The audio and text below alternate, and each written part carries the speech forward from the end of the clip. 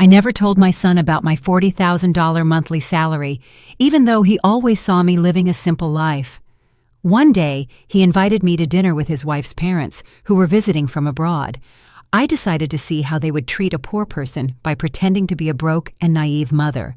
But the moment I stepped through the door of that restaurant, everything changed. What happened that night devastated my daughter-in-law and her family in a way they never imagined. And trust me, they deserved it. Let me explain how I got there. Let me tell you who I really am, because my son, Marcus, at 35 years old, never knew the truth about his mother. To him, I was always just the woman who left early for the office, who came back tired in the evenings, who cooked with whatever was in the fridge. Just another employee, maybe a secretary, someone ordinary, nothing special. And I never corrected him.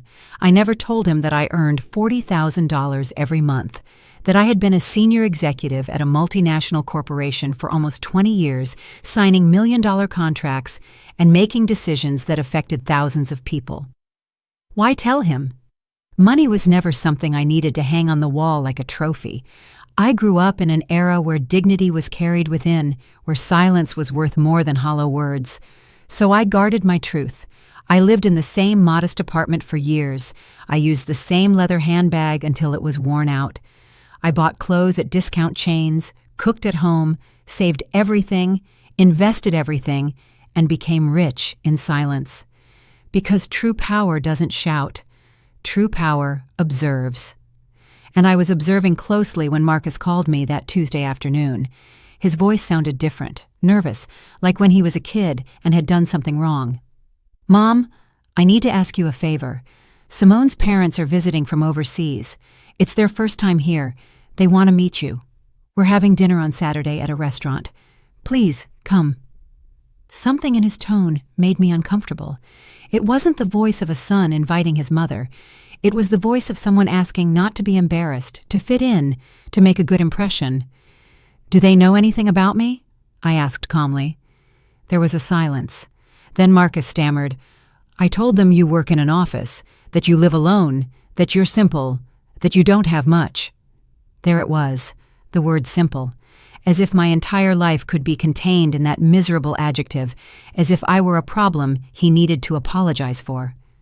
I took a deep, deep breath. "Okay, Marcus, I'll be there."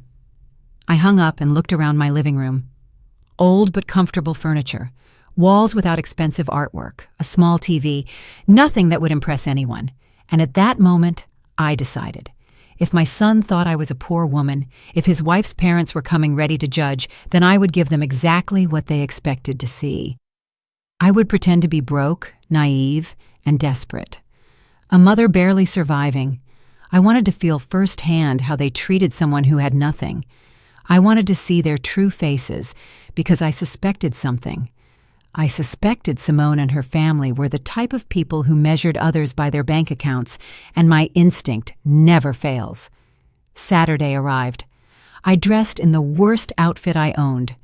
A light gray, shapeless, wrinkled dress, the kind they sell at a thrift store. Old, worn-out shoes, no jewelry, not even a watch. I grabbed a faded canvas tote bag, pulled my hair back into a messy ponytail, and looked in the mirror. I looked like a woman broken by life, forgettable, perfect. I got into a taxi and gave the address, a high-end restaurant in the most exclusive part of the city, the kind where the menu doesn't list prices, where each table setting costs more than the average person's monthly salary. As we drove, I felt something strange, a mix of anticipation and sadness. Anticipation because I knew something big was coming. Sadness because a part of me still hoped I was wrong. I hoped they would treat me well, that they would be kind, that they would look past the old clothes. But the other part, the one that had worked 40 years among corporate sharks, that part knew exactly what was waiting for me. The taxi stopped in front of the restaurant. Warm lights, a doorman in white gloves, elegant people entering. I paid, stepped out, took a deep breath, crossed the threshold, and there they were. Marcus was standing next to a long table near the windows. He wore a dark suit, a white shirt, and shiny shoes. He looked anxious. Beside him was Simone, my daughter-in-law. She wore a tailored cream dress with gold accents, high heels, her perfectly straight hair falling over her shoulders. She looked impeccable, as always. But she wasn't looking at me. She was looking towards the entrance with a tense, almost embarrassed expression. And then I saw them, Simone's parents, already seated at the table, waiting like royalty on their thrones. The mother, Veronica, wore a fitted emerald green dress, full of sequins, jewels on her neck, wrists, and fingers. Her dark hair was pulled back in an elegant bun. She had that cold, calculated type of beauty that intimidates. Beside her was Franklin, her husband, an immaculate gray suit, a giant watch on his wrist, a serious expression. Both looked like they had stepped out of a luxury magazine. I walked toward them slowly, with short steps, as if I were afraid. Marcus saw me first, and his face changed. His eyes widened. He looked me up and down. I noticed him swallow. "Mom, you said you'd come." His voice sounded uncomfortable. "Of course, son. Here I am." I smiled timidly, the smile of a woman unaccustomed to such places. Simone greeted me with a quick kiss on the cheek. Cold, mechanical. "Mother-in-law, it's nice to see you." Her eyes said the opposite. She introduced me to her parents in a strange, almost apologetic tone. "Dad, Mom, this is Alara, Marcus's mother."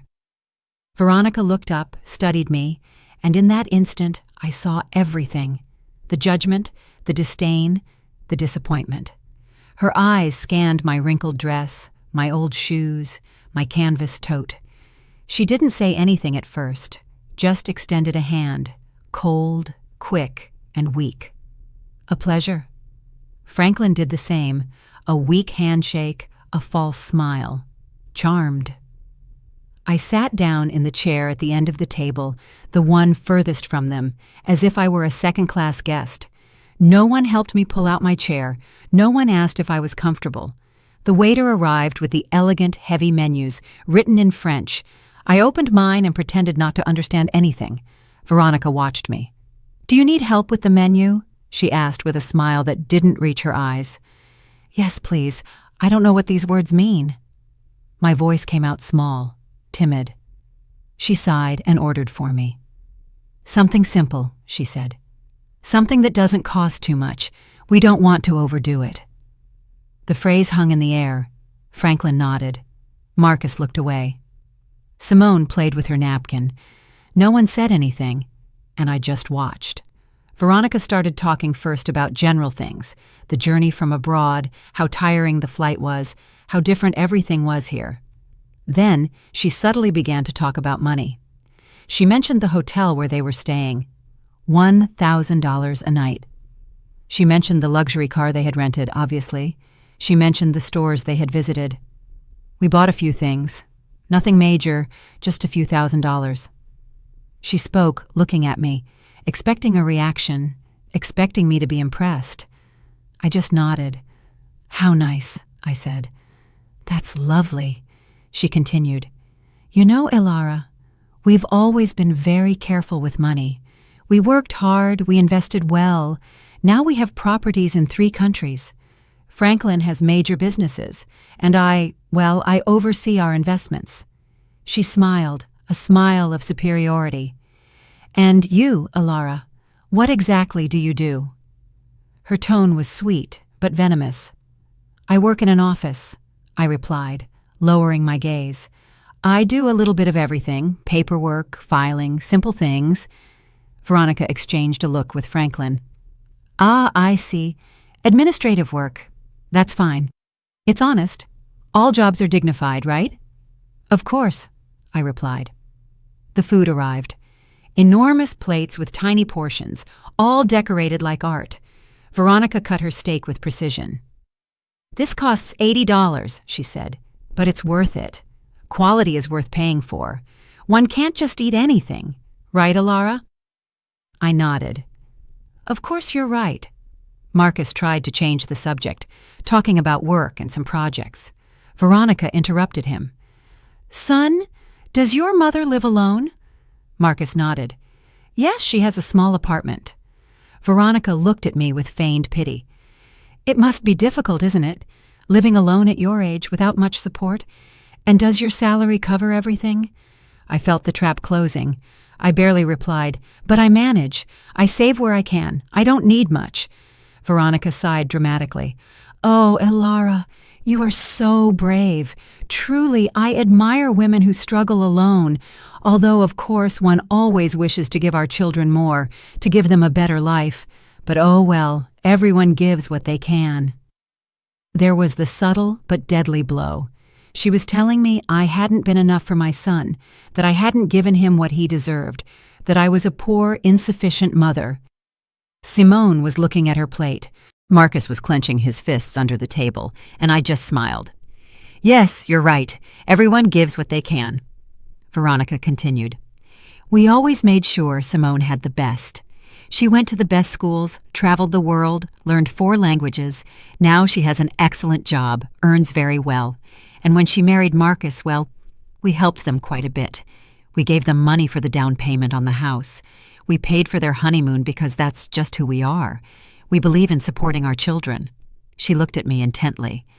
And you, Elara, were you able to help Marcus with anything when they got married? The question floated like a sharp knife. Not much, I replied. I gave them what I could, a small gift. Veronica smiled. How sweet. Every detail counts, right? The amount doesn't matter. The intention is what's important. And right then, I felt the rage begin to stir within me. The rage wasn't explosive. It was cold, controlled, like a river under ice. I breathed slowly, kept the timid smile, and let Veronica keep talking, because that's what people like her do. They talk, they inflate themselves, they show off, and the more they talk, the more they reveal themselves, the more they expose the emptiness inside. Veronica took a sip of her glass of red, expensive wine, swirling it in her hand as if she were an expert. This wine is from an exclusive region in France. It costs $200 a bottle, but when you know quality, you don't skimp. Do you drink wine, Elara? Only on special occasions, I replied, and usually the cheapest one. I don't understand much about these things. Veronica smiled condescendingly. Oh, don't worry. Not everyone has a trained palate. That comes with experience, with travel, with education. Franklin and I have visited vineyards in Europe, South America, and California. We are quite knowledgeable. Franklin nodded. It's a hobby, something we enjoy. Simone is learning too. She has good taste. She inherited it from us. He looked at Simone with pride. Simone offered a weak smile. Thanks, Mom. Veronica turned to me. And you, Elara? Do you have any hobbies? Anything you enjoy doing in your free time? I shrugged. I watch television, cook, walk in the park. Simple things. Veronica and Franklin exchanged another look, a look loaded with meaning, with silent judgment. How lovely, Veronica said. Simple things have their charm too. Although, of course, one always aspires to more, right? To see the world, to experience new things, to grow culturally. But, well, I understand not everyone has those opportunities. I nodded. You're right. Not everyone has those opportunities. The waiter arrived with dessert, tiny portions of something that looked like edible art. Veronica ordered the most expensive one. $30 for a piece of cake the size of a cookie. This is delicious, she said after the first bite. It has edible gold on top. See those little golden flakes? It's a detail only the best restaurants offer. I ate my dessert, simpler, cheaper, in silence. Veronica continued. You know, Elara, I think it's important that we talk about something as a family, now that we are all here. She looked up. Her expression changed, becoming serious, falsely maternal. Marcus is our son-in-law, and we love him very much. Simone loves him, and we respect that decision. But as parents, we always want the best for our daughter. Marcus tensed up. Mom, I don't think this is the time. Veronica raised her hand. Let me finish, son. This is important. She looked at me. Elara, I understand you did the best you could with Marcus. I know raising him alone wasn't easy, and I truly respect you for that. But now Marcus is at another stage in his life. He is married, he has responsibilities, and well, Simone and he deserve to have stability. Stability? I asked softly. Yes, Veronica replied. Financial, emotional stability. We have helped a lot and we will continue to help, but we also believe it's important that Marcus doesn't have unnecessary burdens. Her tone was clear. She was calling me a burden, me, his mother-in-law. Simone was looking at her plate as if she wanted to disappear. Marcus had his jaw clenched. Burdens? I repeated. Veronica sighed. I don't want to sound harsh, Alara, but at your age, living alone with a limited salary, it's natural for Marcus to worry about you, to feel that he must take care of you, and that's fine. He is a good son. But we don't want that worry to affect his marriage. Do you understand me? Perfectly, I replied. Veronica smiled. I'm glad you understand. That's why we wanted to talk to you. Franklin and I have thought about something. She paused dramatically. We could help you financially, give you a small monthly allowance, something that allows you to live more comfortably without Marcus having to worry so much. Obviously, it would be modest. We can't work miracles, but it would be a support. I remained silent, watching her, waiting. She continued, and in exchange, we would only ask you to respect Marcus and Simone's space. Not to seek them out so much, not to pressure them, to give them the freedom to build their life together without interference. How does that sound? There was the offer, the bribe disguised as charity. They wanted to buy me off. They wanted to pay me to disappear from my son's life, so I wouldn't be a nuisance, so I wouldn't embarrass their precious daughter with my poverty. Marcus exploded. Mom, that's enough! You don't have to… Veronica interrupted him. Marcus, calm down. We're talking like adults. Your mother understands, right, Alara? I picked up my napkin, calmly wiped my lips, took a sip of water, and let the silence grow. Everyone was looking at me. Veronica with expectation, Franklin with arrogance, Simone with shame, Marcus with desperation. And then I spoke. My voice came out differently. It was no longer timid. It was no longer small. It was firm, clear, and cold. That's an interesting offer, Veronica. Truly, very generous of you. Veronica smiled victoriously. I'm glad you see it that way. I nodded. But I have a few questions, just to understand clearly. Veronica blinked. Of course, ask whatever you like. I leaned forward slightly. How much exactly would you consider a modest monthly allowance? Veronica hesitated. Well, we were thinking about $500, maybe $700, depending. I nodded. I see. $700 a month for me to disappear from my son's life. Veronica frowned. I wouldn't put it like that, but yes. I responded. That is exactly how you put it. She adjusted in her chair. Alara, I don't want you to misunderstand. We just want to help. Of course, I said. Help. How did you help with the house down payment? How much was that? Veronica nodded proudly. $40,000. Actually, $40,000. Ah, $40,000. How generous. And the honeymoon? $15,000, Veronica said. It was a 3-week trip through Europe. Incredible. Unbelievable, I replied. So you've invested about $55,000 in Marcus and Simone. Veronica smiled. Well, when you love your children, you don't hold back. I nodded slowly. You're right. When you love your children, you don't hold back. But tell me something, Veronica. All that investment, all that money, did it buy you anything? Veronica blinked, confused. Like, did it buy you respect? I continued. Did it buy you real love? Or did it just buy obedience? The atmosphere changed. Veronica stopped smiling. Excuse me. My tone became sharper. You've spent the entire night talking about money, about how much things cost, how much you spent, how much you have. But you haven't asked even once how I am, if I'm happy, if something hurts me, if I need company.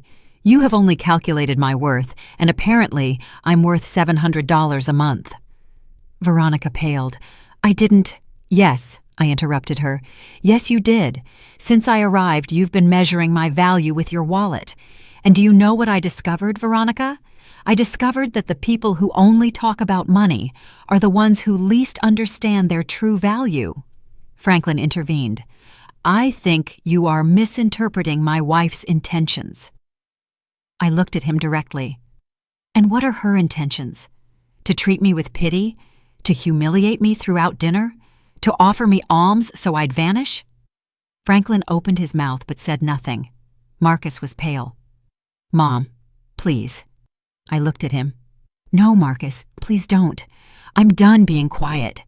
I placed the napkin on the table. I leaned back in my chair. There was no more timidity in my posture, no more shrinking.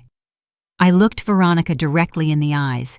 She held my gaze for a second, then quickly looked away, uncomfortable. Something had changed, and she felt it. Everyone felt it. Veronica, you said something very interesting a moment ago. You said you admire women who struggle alone, who are brave. Veronica nodded slowly. Yes, I did. Then, let me ask you something. Have you ever struggled alone? Have you ever worked without your husband backing you? Have you ever built something with your own 2 hands without your family's money? Veronica stammered. I have my own achievements. Like what?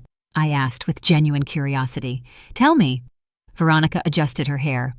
I manage our investments. I oversee properties. I make important decisions in our businesses. I nodded. Businesses your husband built, properties you bought together, investments made with the money he generated, or am I wrong? Franklin intervened, annoyed. That's not fair. My wife works just as hard as I do. Of course, I replied calmly. I don't doubt she works, but there is a difference between managing money that already exists and creating it from scratch, between overseeing an empire you inherited and building it brick by brick, don't you think? Veronica pressed her lips together. I don't know where you are going with this, Ilara. Let me explain, I replied. 40 years ago, I was 23 years old. I was a secretary in a small company. I earned minimum wage. I lived in a rented room. I ate the cheapest food I could find, and I was alone, completely alone. Marcus stared at me. I had never told him this in such detail. I continued. One day, I got pregnant. The father disappeared. My family turned their backs on me. I had to decide whether to keep going or give up. I chose to keep going. I worked until the last day of my pregnancy. I went back to work 2 weeks after Marcus was born. A neighbor took care of him during the day. I worked 12 hours a day. I paused and drank some water. No one spoke. I didn't stay a secretary. I studied at night. I took courses. I learned English at the public library. I learned accounting, finance, administration. I became an expert in things no one taught me, all on my own, all while raising a child alone, all while paying rent, food, medicine, and clothes. Veronica was staring at her plate. Her arrogance was starting to crumble. And you know what happened, Veronica? I climbed up little by little, from secretary to assistant, from assistant to coordinator, from coordinator to manager, from manager to director. It took me 20 years of non-stop work, of sacrifices you can't even imagine. But I did it. And do you know how much I earn now? I asked. Veronica shook her head. $40,000 a month. The silence was absolute, as if someone had hit a pause button on the universe. Marcus dropped his fork. Simone's eyes went wide. Franklin frowned in disbelief, and Veronica froze, her mouth slightly open. $40,000, I repeated. Every month, for almost 20 years, that's almost $10 million in gross income over my career. Not counting investments, not counting bonuses, not counting company stock. Veronica blinked several times. No, I don't understand. You earn $40,000 a month? That's right, I replied calmly. I am the regional director of operations for a multinational corporation. I oversee 5 countries. I manage budgets of hundreds of millions of dollars. I make decisions that affect more than 10,000 employees. I sign contracts that you couldn't read without lawyers, and I do it every day. Marcus was pale. Mom, why did you never tell me? I looked at him tenderly. Because you didn't need to know, son. Because I wanted you to grow up valuing effort, not money. Because I wanted you to become a person, not an heir. Because money corrupts, and I wasn't going to let it corrupt you. But then, Simone whispered, why do you live in that small apartment? Why do you wear simple clothes? Why don't you drive a luxury car? I smiled. Because I don't need to impress anyone. Because true wealth isn't shown off. Because I learned that the more you have, the less you need to prove it. I looked at Veronica. That's why I came dressed like this tonight. That's why I pretended to be poor. That's why I acted like a broken, naive woman. I wanted to see how you would treat me if you thought I had nothing. I wanted to see your true colors. And boy, did I see them, Veronica. I saw them perfectly. Veronica was red with shame, rage, and humiliation. This is ridiculous. If you earned so much money, we would know. Marcus would know. Why would he believe you are poor? Because I let him, I replied. Because I never talked about my job. Because I live simply. Because the money I earn, I invest, I save, I multiply. I don't spend it on flashy jewelry or showing off in expensive restaurants. Franklin cleared his throat. Even so, this doesn't change the fact that you were rude, that you misinterpreted our intentions. Really? I looked at him fixedly. I misinterpreted when you said I was a burden to Marcus? I misinterpreted when you offered to pay me $700 to disappear from his life? I misinterpreted every condescending comment about my clothes, my job, my life? Franklin didn't answer. Neither did Veronica. I stood up. Everyone looked at me. Let me tell you something that clearly no one has ever told you. Money does not buy class. It does not buy real education. It does not buy empathy. You have money, perhaps a lot, but you don't have an ounce of what truly matters. Veronica stood up, furious. And you do? You, who lied, who deceived us, who made us look like fools? I didn't make you look like fools, I replied coldly. You took care of that all on your own. I just gave you the opportunity to show who you are, and you did it magnificently. Simone had tears in her eyes. Mother-in-law, I didn't know. I know, I interrupted her. You didn't know, but your parents knew exactly what they were doing. They knew they were humiliating me, and they enjoyed it until they discovered that the poor woman they scorned has more money than they do. And now they don't know what to do with that information. Veronica trembled. You have no right. I have every right, I replied, because I am your son-in-law's mother, because I deserve respect, not because of my money, not because of my job, but because I am a human being, something you forgot throughout this entire dinner. Marcus stood up. Mom, please, let's go. I looked at him. Not yet, son. I'm not finished yet. I looked at Veronica one last time. You offered to help me with $700 a month. Let me make you a counteroffer. I will give you $1 million right now if you can prove to me that you ever treated someone kindly who didn't have money. Veronica opened her mouth, closed it, and said nothing. Exactly, I replied. You can't, because to you, people are only worth what they have in the bank, and that is the difference between you and me. I built wealth, you just spend it. I earned respect, you buy it. I have dignity, you have bank accounts. I picked up my old canvas tote. I pulled out a black platinum credit card. I dropped it on the table in front of Veronica.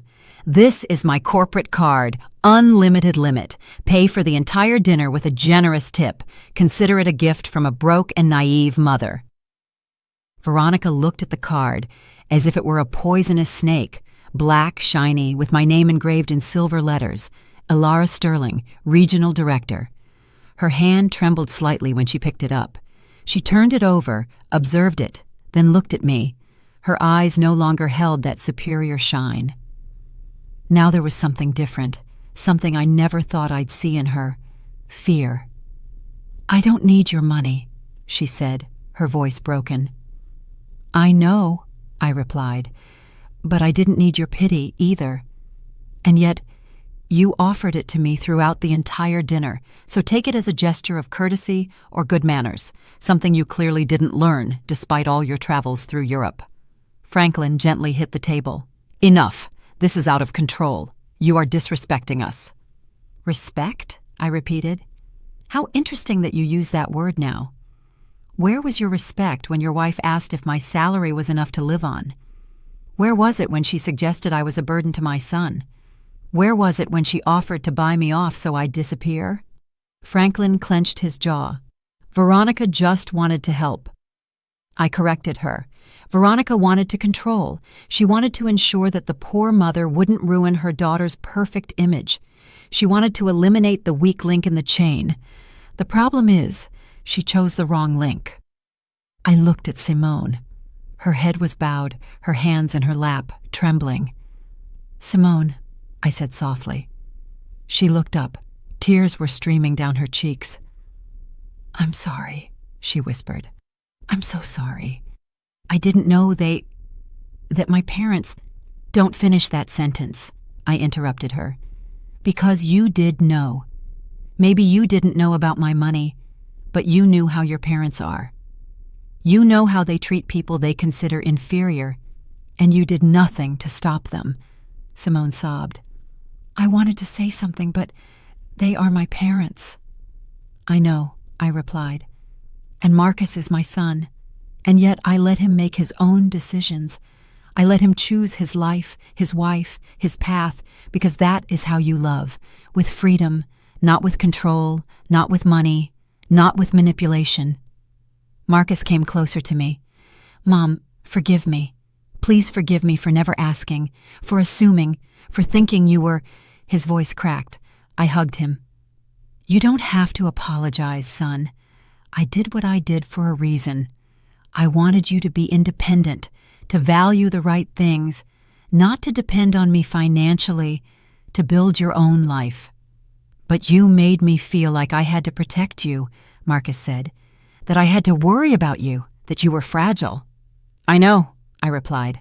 "And it wasn't wrong that you thought that, because that's how you learn to care, to worry about others, to be empathetic. Those are lessons money can't buy."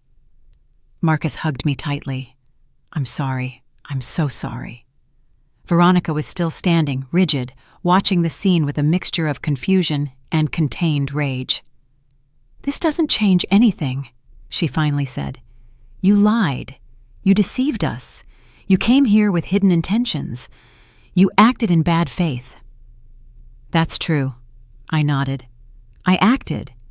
I pretended to be something I'm not. Exactly what you do every day." "What is that supposed to mean?" Franklin asked. "It means that you hide behind your money, behind your jewels, behind your trips, behind everything you can buy, but inside you are empty. You don't have deep conversations. You don't have real interests. You have nothing to offer beyond a bank account." Veronica gave a dry, bitter laugh. "Coming from someone who lied all night, that's hypocrisy." "Perhaps," I replied, "but my lie exposed the truth. Your truth, and now you can't hide. Now you know that I saw you, that I felt every comment, that I stored every insult disguised as advice, and that I will never forget it." The waiter timidly approached. "Excuse me, would you like anything else?" Franklin shook his head abruptly. "Just the check." The waiter nodded and disappeared. Veronica sat back down, defeated. Her posture was no longer elegant. It was the posture of someone who had just lost something important, and it wasn't money, it was power. "Elara," she said, in a softer, less aggressive voice, "I don't want this to ruin the relationship between our families. Marcus and Simone love each other. They have a life together. We can't let this—" I interrupted her. "Let this what? Let this ruin your plans? Let this expose what you really think? It's too late for that, Veronica. The damage is done. But we can fix it," she insisted. "We can start over." "No," I cut her off firmly. "We can't, because now I know who you are, and you know who I am. And that truth cannot be erased with empty apologies or fake smiles. You treated me like trash, and you did it with pleasure because you thought you could." Franklin cleared his throat. "You were the one who came here lying. You provoked this situation." "You're right," I nodded. "I provoked this because I needed to know. I needed to confirm what I already suspected, that you are not good people, that your money doesn't make you better, that you are exactly the kind of people who despise others for not having the same things. Veronica wiped away a tear. We are not bad people. Maybe not, I replied, but you are definitely not good, and there is a huge difference between those two things. The waiter returned with the check and left it in the center of the table. No one touched it. Veronica looked at my black card still in her hands, then looked at me. I'm not going to use your card, she said. We will pay our own bill, as we always do. Perfect, I replied. Then keep that card as a souvenir, as a reminder that not everything is as it seems, that the woman you scorned all night has more than you will ever have. And I'm not just talking about money. Veronica put the card down on the table. I don't want it. I don't want your moral lecture either. I pushed it back toward her. Keep it anyway, because something tells me you'll need it. Someday you'll run into someone like me, someone who pretends to be less than they are, and you'll make the same mistake again, because people like you never learn.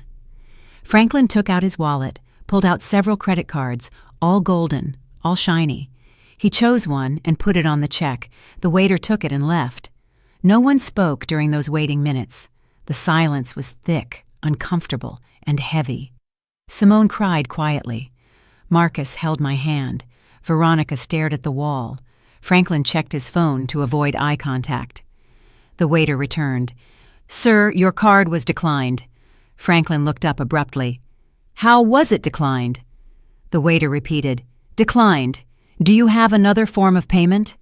Franklin turned red. That's impossible. That card has an extremely high limit. It must be a system error. The waiter shrugged. I can try again if you like. Franklin handed him another card. The waiter left. Veronica nervously looked at her husband. What happened? I don't know, Franklin replied, irritated. It must be a bank error. Maybe they froze the account for security. It happens sometimes when you travel. I nodded with feigned understanding. Of course those things happen. How inconvenient. The waiter returned again. I'm sorry, sir. This one was also declined. Franklin stood up. This is ridiculous. I'm calling the bank right now. He stormed out of the restaurant. Veronica remained seated, ashamed, humiliated. This has never happened to us, she murmured. Never. What terrible timing, I commented without emotion. Marcus looked at the check. Mom, I can— No, I interrupted him. You are not paying for anything. I took out my wallet, a simple old leather wallet. I pulled out another card. This one was not black. It was transparent, made of heavy metal. A card that less than 1% of people in the world possess. I put it on the table in front of Veronica. She looked at it. Her eyes widened. She recognized what it was. That's a Centurion card. That's right, I replied. American Express, exclusive invitation, minimum annual spending requirement of $250,000, $5,000 annual fee just for having it, and benefits you can never imagine. Veronica said nothing. The waiter took the card carefully, as if it were something sacred. He returned in less than 2 minutes. Thank you, Ms. Sterling. Everything is settled. Would you like the receipt? It's not necessary, I replied.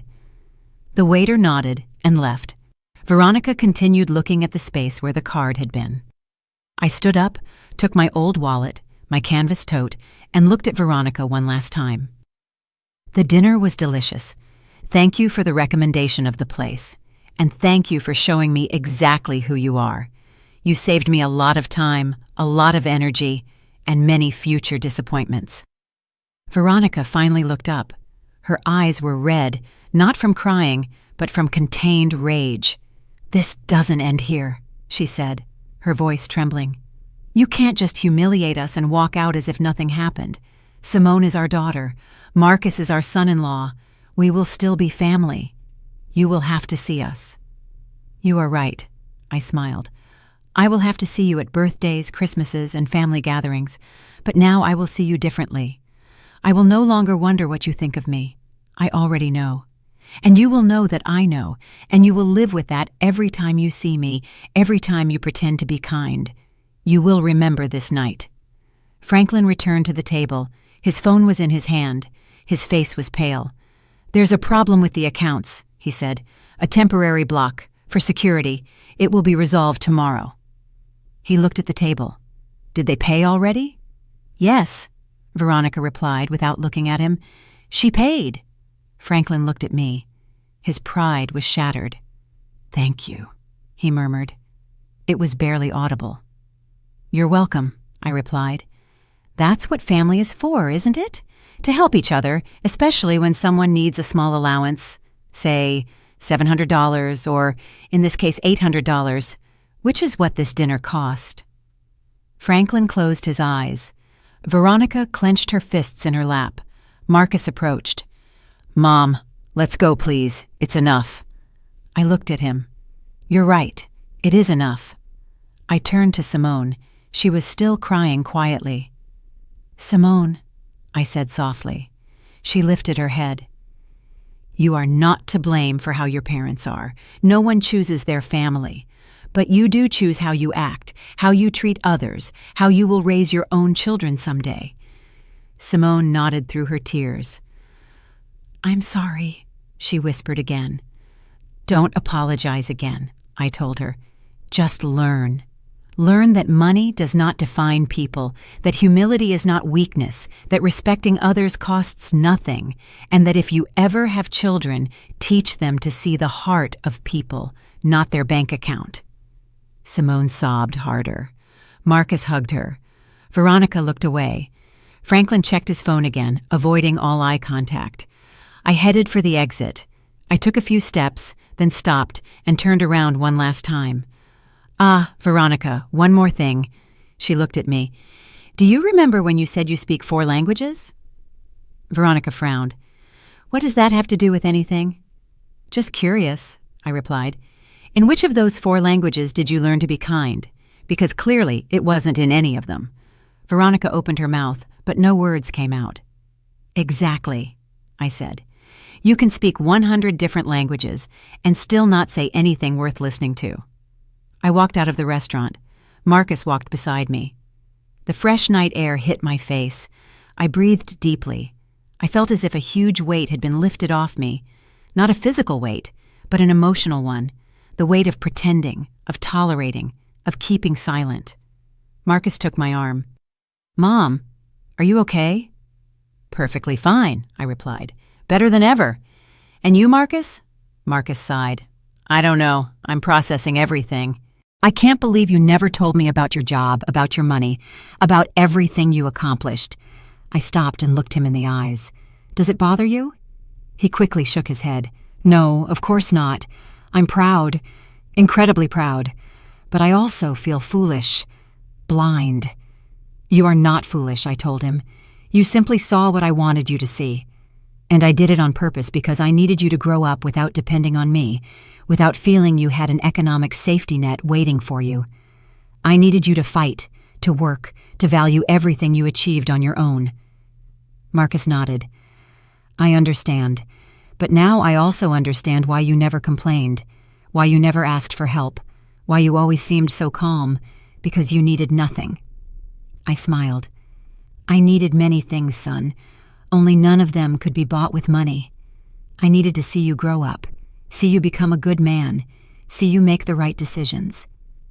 "And I achieved that, even marrying Simone?" he asked in a weak voice. "Even marrying Simone," I replied. "She is not her parents. She can learn. She can change. But that depends on her and on you, on how you build your relationship, on what values you choose to follow."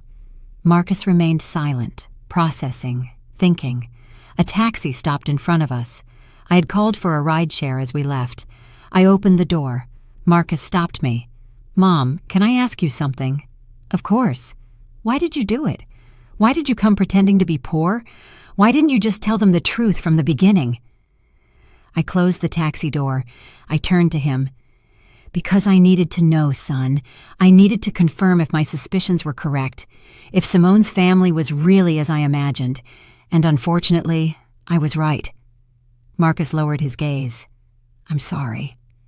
You don't have to apologize for them, I told him. But you do have to decide what kind of husband you want to be, what kind of father you want to be someday. What do you mean? He asked. I mean that you have just seen two very different ways of handling money and power, your in-laws' way and mine. They use it to control, to humiliate, to feel superior. I use it to have freedom, to help without showing off, to live peacefully. You decide which path to follow. Marcus slowly nodded. I understand. I opened the taxi door again and got in. I rolled down the window. Marcus came closer. Mom, one last question. Tell me, are you ever going to forgive Veronica and Franklin? I thought about it for a moment. Forgiving doesn't mean forgetting, I replied, nor does it mean allowing it to happen again. I might forgive them someday when I see a real change, when they start seeing people as people, not as numbers, but until then, I will simply be polite, distant, and extremely cautious. And me? Marcus asked. Do you forgive me for not asking, for assuming, for allowing this dinner to happen? I looked at him tenderly. Son, there is nothing to forgive. You did what you thought was right. You wanted your family to meet. That is beautiful. What happened afterward was not your fault. It was theirs, and a little bit mine, too, because I decided to play their game. Marcus smiled weakly. You won. I won, I nodded, but I don't feel victorious. I feel tired and sad because I confirmed something I didn't want to confirm, that some people will never change, that some families are broken even if they have money, that there are voids no bank account can fill. The taxi driver cleared his throat. Ma'am, should we go? Yes, I replied. Give me 1 second. I looked at Marcus one last time. Go to Simone. Talk to her, listen to her, support her. But also be honest. Tell her how you felt tonight. Tell her what you expect from her family and from her. Because if you don't establish boundaries now, this will happen again and again. I will, Marcus promised. I love you, Mom, and I mean it more now than ever, because now I know who you really are, and you are incredible. I smiled. I love you too, son. I always have. I always will, no matter how much money I have or don't have, because love has no price, and that is a lesson Veronica and Franklin will never learn. Marcus stepped away from the taxi. I gave a signal to the driver. Can we go? The taxi started. I looked out the window. I saw Marcus walking back toward the restaurant, his shoulders slumped, thoughtful. He was probably going back to find Simone, to face his in-laws, to have difficult conversations. And I felt proud, because that meant he was maturing, he was learning, he was choosing to be better than the example he had just witnessed. The taxi sped through the city's illuminated streets. I closed my eyes and thought about everything that had happened, every word, every look, every moment of tension, and I wondered if I had done the right thing, if I had been too harsh, too cruel, too vengeful. But then I remembered every disguised insult, every condescending comment, every look of disdain, and I knew that no, I hadn't been too anything, I had simply been honest. Finally, the taxi was crossing the empty streets of the night. The lights of the buildings flashed quickly past the window. I opened my old canvas tote and took out my phone. A simple phone, nothing ostentatious, nothing attention-grabbing. I had 3 unread messages. One from my assistant asking about a Monday meeting, another from a colleague congratulating me on a closed contract, and one from an unknown number. I opened the unknown message. It was from Simone. Mother-in-law, please forgive me. I didn't know my parents would be like that. I am ashamed. I need to talk to you, please. I looked at the message for a long time. I thought about responding. Then I decided not to. No, she still needed time. She needed it too. Words rushed out of guilt rarely mean anything real. True changes take time, reflection, and consistent action. I put the phone aside. The taxi driver looked at me through the rearview mirror. Excuse me for asking, ma'am, is everything okay? I looked up at him. Yes, everything is fine. Why? Well, you got in very quietly. And normally the people who come out of that restaurant are happy, talking about how delicious the dinner was. You came out as if you had been in a war. I smiled slightly. Something like that. Was it that obvious? He shrugged. I've been driving a cab for 20 years. I've seen it all. Drunk people, people fighting, couples breaking up, families arguing. And you have that look of someone who just said something they'd been keeping inside for years. You're perceptive, I told him. It's my job, he replied. Plus it helps pass the time. Do you want to talk about it? You don't have to, but sometimes it helps to tell things to a stranger. Someone who isn't going to judge you, someone who doesn't know you. I thought about his offer. It was tempting, but I shook my head. Thank you, but I think I've talked enough for today. He nodded. I understand, but let me tell you something. Whatever happened in there, you did the right thing. I know because you are calm. You are not crying. You are not screaming. You are processing, and that means you spoke your truth. And the truth always brings peace, even if it hurts. His words surprised me. He was an older man, maybe 60 years old, with gray hair and working hands. A simple man, like the one I pretended to be. Do you believe in the truth? I asked him. I believe in honesty, he replied. Not always the absolute truth, because the truth changes depending on who tells it. But honesty doesn't. Honesty is saying things the way you feel them, without masks, without lies, even if it hurts, even if it makes things awkward, even if it costs you something.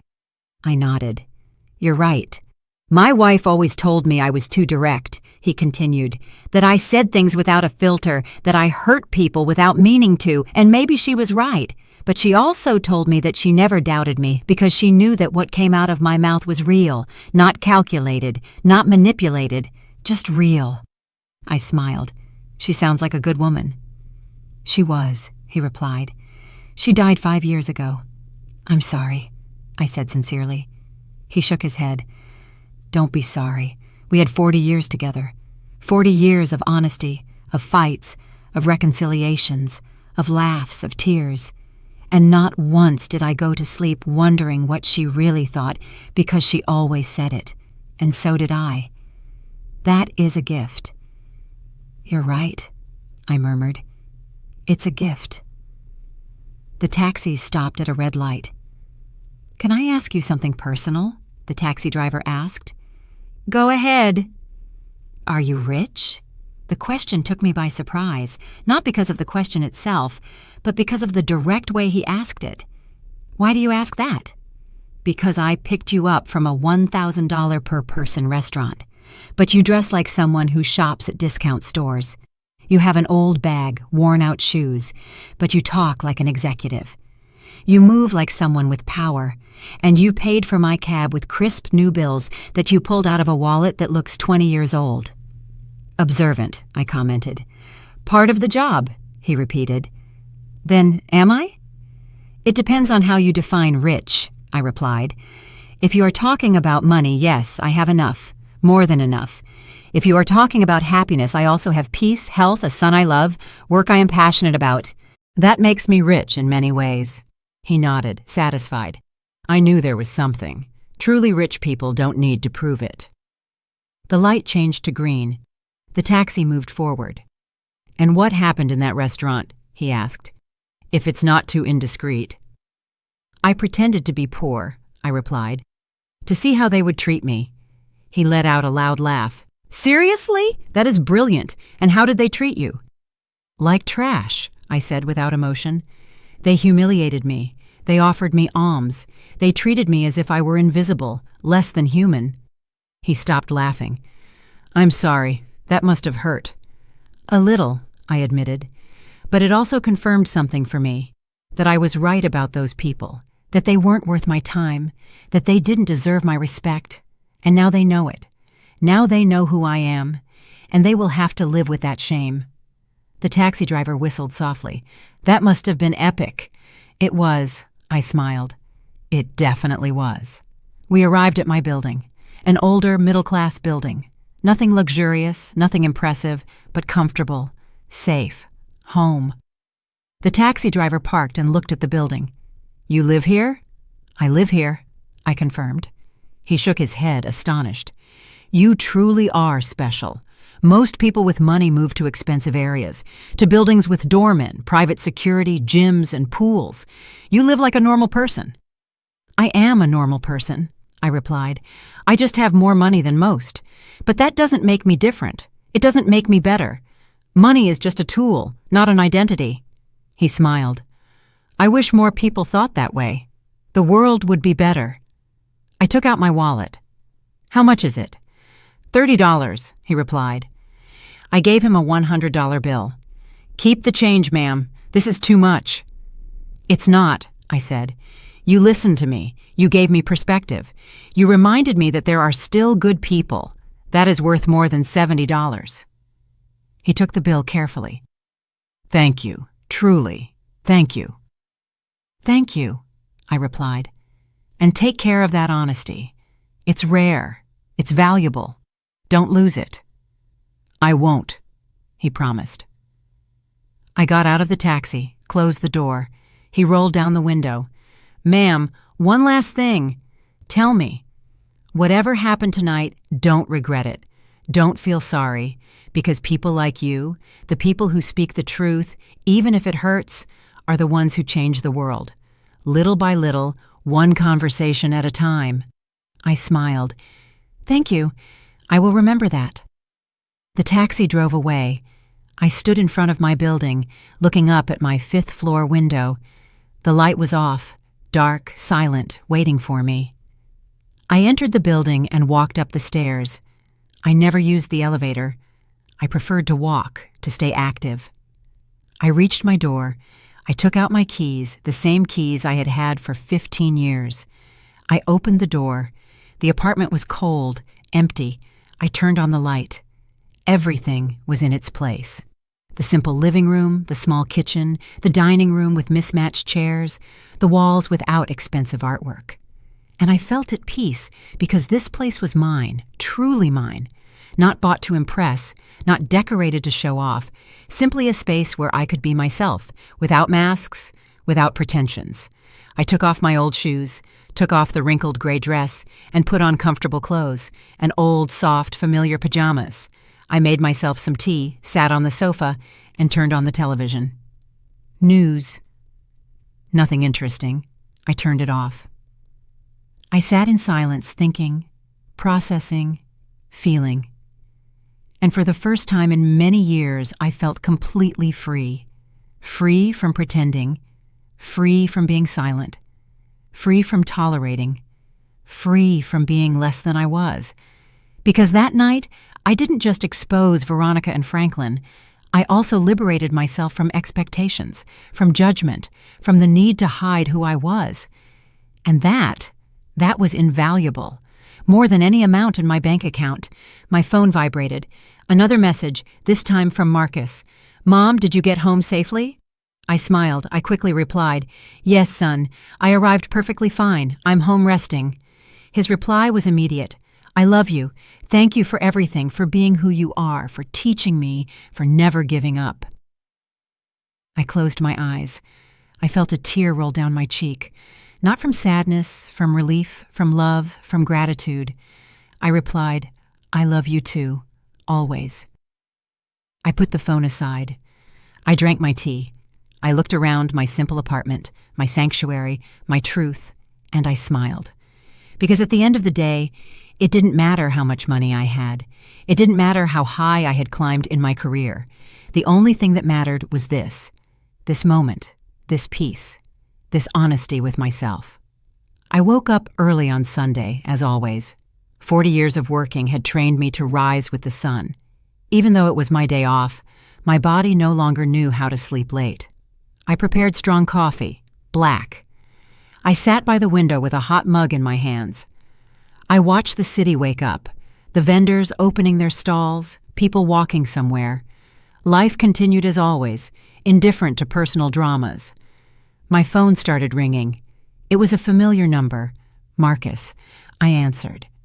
"Good morning, son." His voice sounded tired. "Mom, I need to talk to you." "Did something happen?" A lot, he replied. Last night, Simone and I talked for hours. Her parents were there too. It was intense. I took a sip of coffee. Tell me. Marcus sighed deeply. After you left, I went back to the restaurant. Veronica and Franklin were still there, waiting for their cards to work. It was humiliating for them. Simone was devastated, crying, and I was furious, more furious than I have been in years. I waited in silence. He continued, I told them everything I felt during that dinner.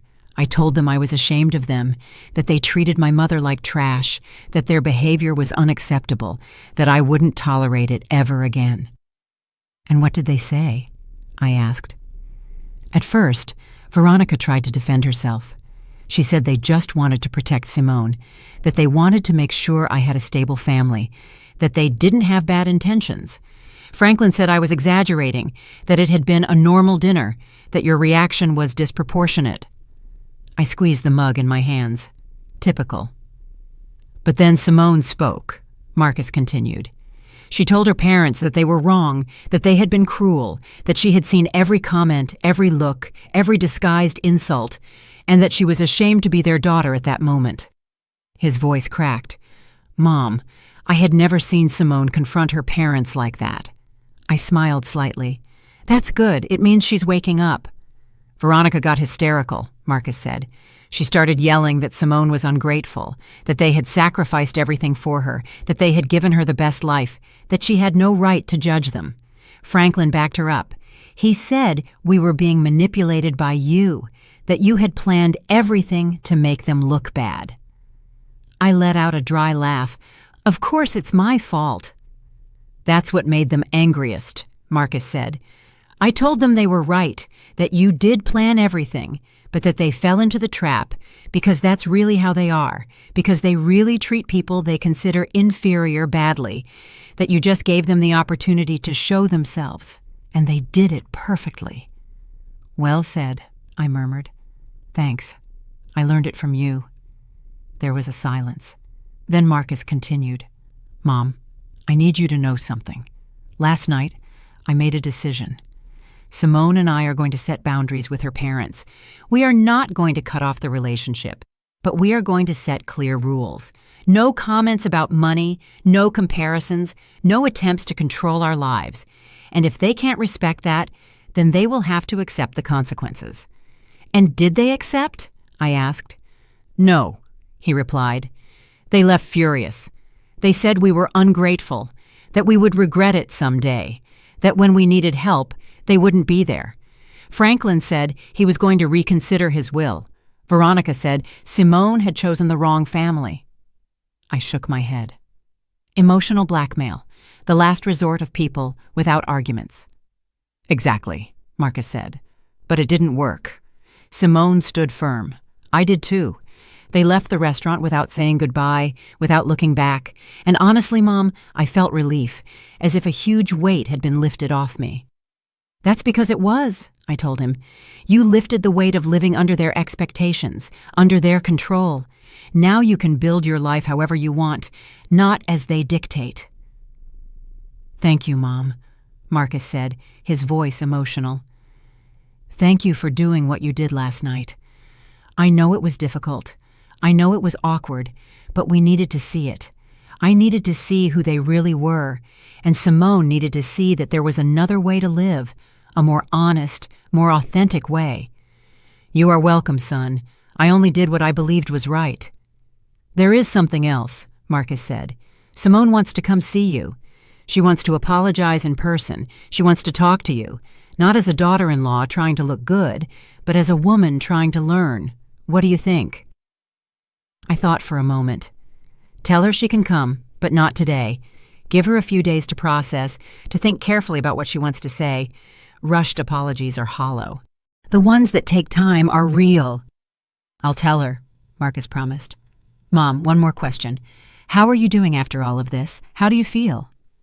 I looked out the window. The sun was fully up now. The day had officially begun.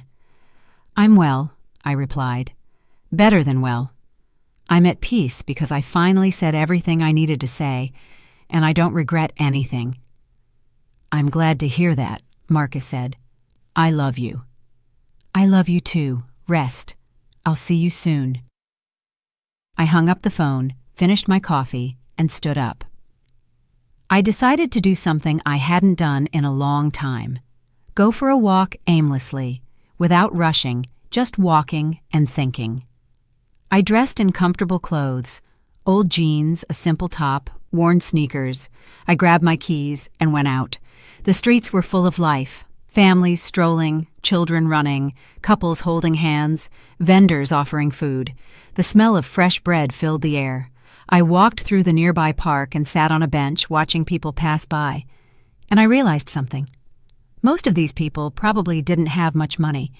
They lived with just enough, worked hard, and struggled every day. But they smiled, hugged each other, and enjoyed the moment. And then I thought about Veronica and Franklin, with all their money, their properties, their trips, their jewels. Were they really happy? Or were they just busy trying to prove something? Trying to fill a void with material things, trying to buy value, respect, and love, things that could never be bought. An older woman sat down next to me. "Good morning," she said with a smile.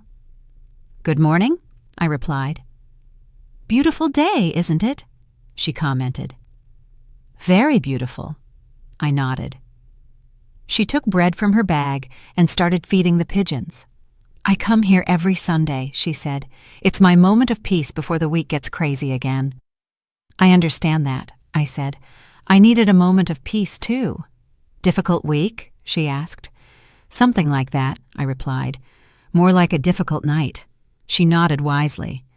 "Sometimes a single night can change everything." "You're right," I murmured.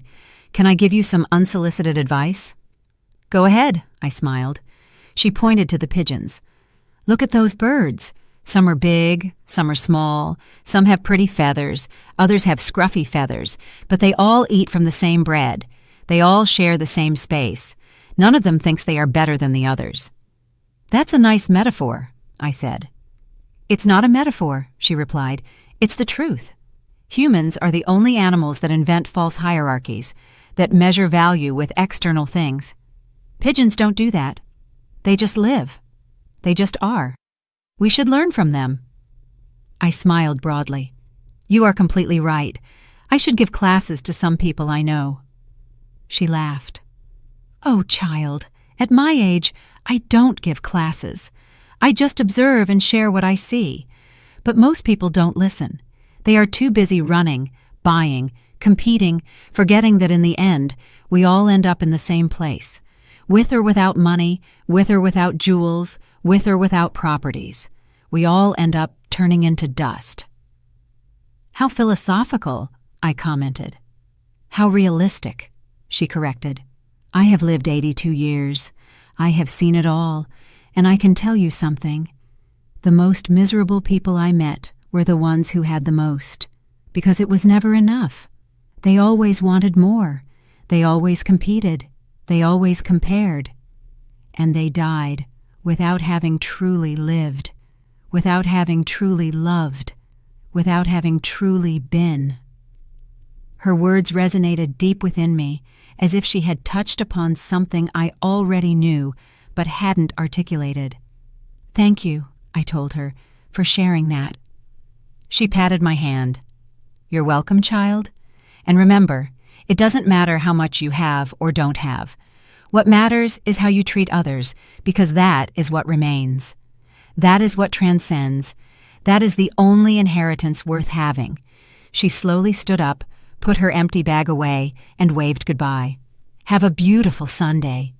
"You too," I replied. I watched her walk away, a small woman, hunched with age, wearing old clothes and worn shoes, but with more wisdom than all the Veronicas and Franklins in the world combined. And I felt grateful for that encounter, for that reminder, for that truth, and powerful. I stayed on the bench for a while longer, thinking, feeling, processing everything that had happened, and I came to a conclusion. I didn't regret anything, no word, no action, because everything I did last night was necessary. It was liberating. It was honest. And honesty, even when it hurts, is always the right path. 3 days passed before Simone knocked on my door. 3 days of silence, processing, and reflection. When I heard the bell ring that Wednesday afternoon, I knew who it was. I opened the door. There she was, without makeup, her hair pulled back in a simple ponytail, dressed in jeans and a plain top. No jewelry, no heels. She looked vulnerable, real, different from the woman I had seen in the restaurant. "Mother-in-law," she said in a low voice. "May I come in?" I stepped aside. "Go ahead." She entered slowly, looking around, observing my apartment with new eyes. The simple living room, the old furniture, the walls without expensive decor. She sat on the sofa when I pointed to it. I sat across from her, waiting, without pressuring, letting her find her words. "I don't know where to start," she finally said. "Start where you feel ready," I replied. She took a deep breath. "I came to apologize, but not just with words. I came to explain why my parents are the way they are and why I stayed silent for so long." I listened in silence. Simone continued, her voice trembling. "My parents grew up poor, in a small town overseas, without electricity, without running water, working in the fields since they were children. They saw their own parents die young due to lack of medicine, lack of money. They went hungry, they suffered, and they promised themselves they would never be poor again. They would do whatever it took to get out of there." I nodded. "I understand. That explains a lot." "They worked like animals," Simone continued. "They saved every penny. They immigrated looking for opportunities. Franklin built his business from scratch, literally from scratch. And when they started earning money, they never forgot what it was like not to have it. That's why they talk about it so much. That's why they measure everything by that standard, because to them, money means survival. It means security. It means never going back to that dark place." "It's understandable, Femeno," I said. "Trauma does strange things to people." Simone nodded. "But that doesn't excuse how they treated you. I know. And I want you to know that I saw everything, every comment, every look, every insult. And I stayed silent because I've been doing that my whole life, staying silent, accepting, letting them control everything. Because they taught me that contradicting them was a betrayal. It was ungrateful." "And now?" I asked. "Now I understand I was wrong," she replied. "That love is not control. That family is not blind obedience. That I can love them and still not agree with them. Marcus helped me see it. You helped me see it. That night at the restaurant, when you revealed yourself, when you told them everything, it was as if a blindfold had been taken off my eyes." Simone wiped her tears. "I always knew something was wrong.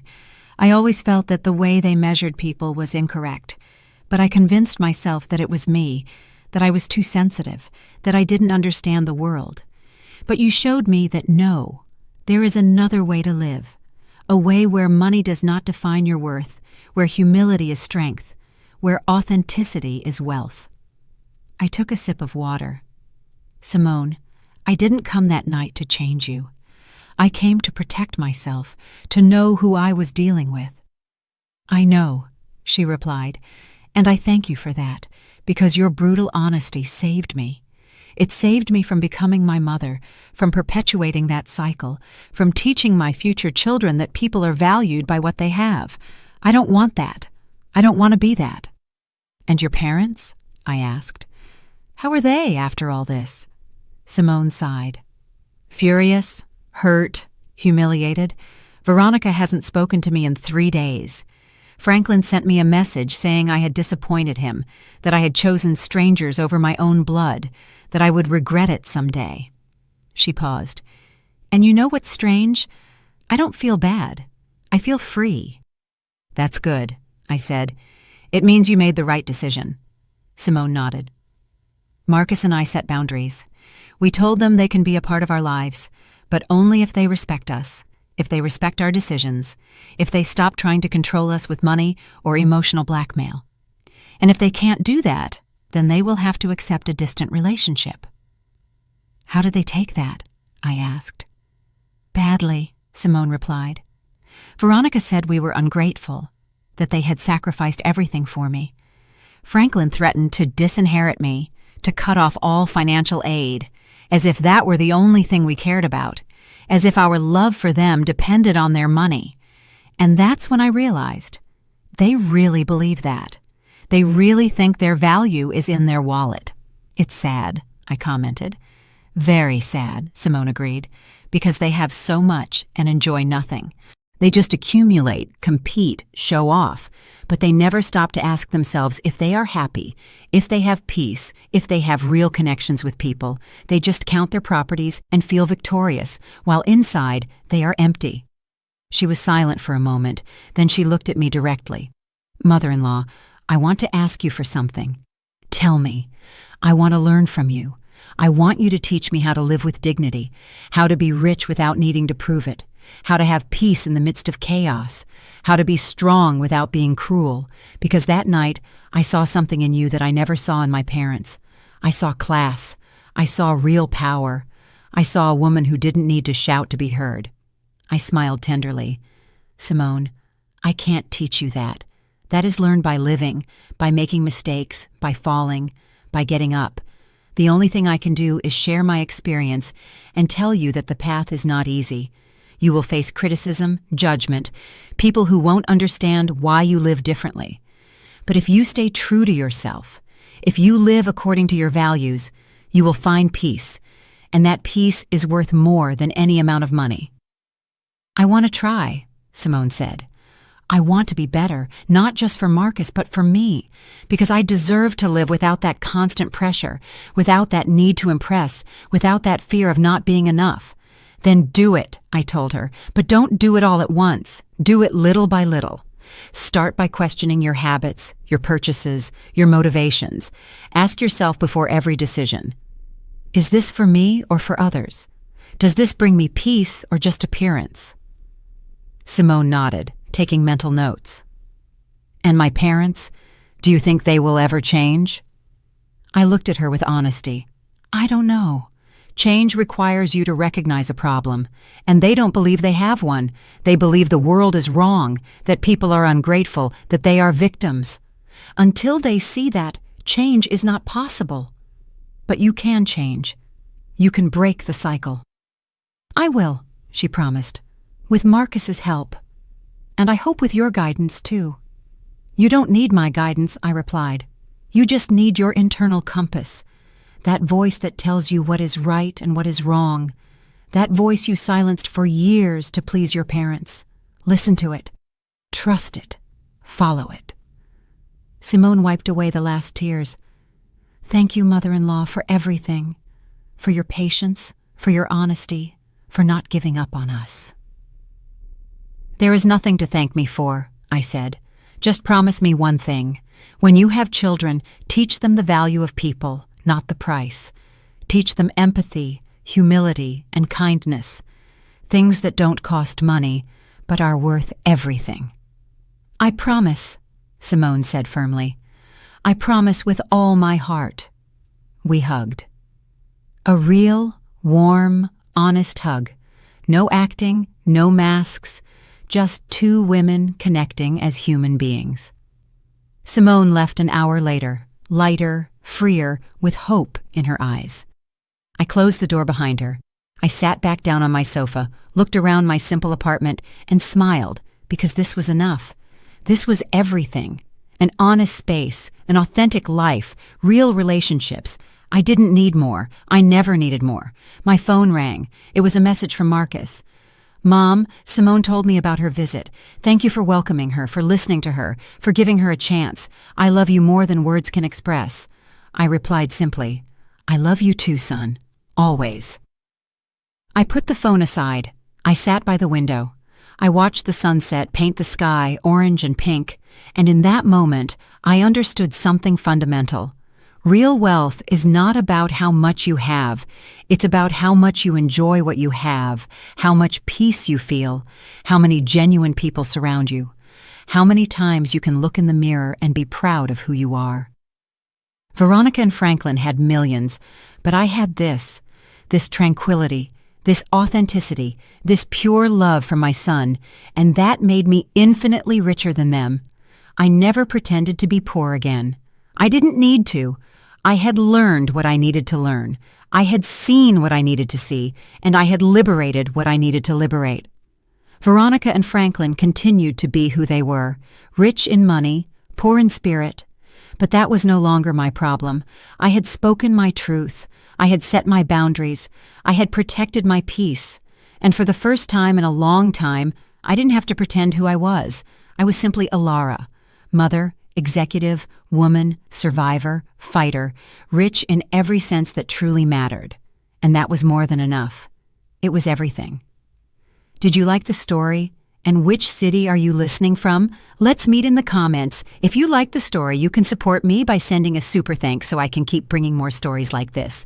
Thank you so much for your sweet support. I'm looking forward to your comments on the story. On the screen, you can see 2 new life stories that I highly recommend. There's so much more on my channel. Don't forget to subscribe. See you in the next life story with love and respect. I never told my son about my $40,000 monthly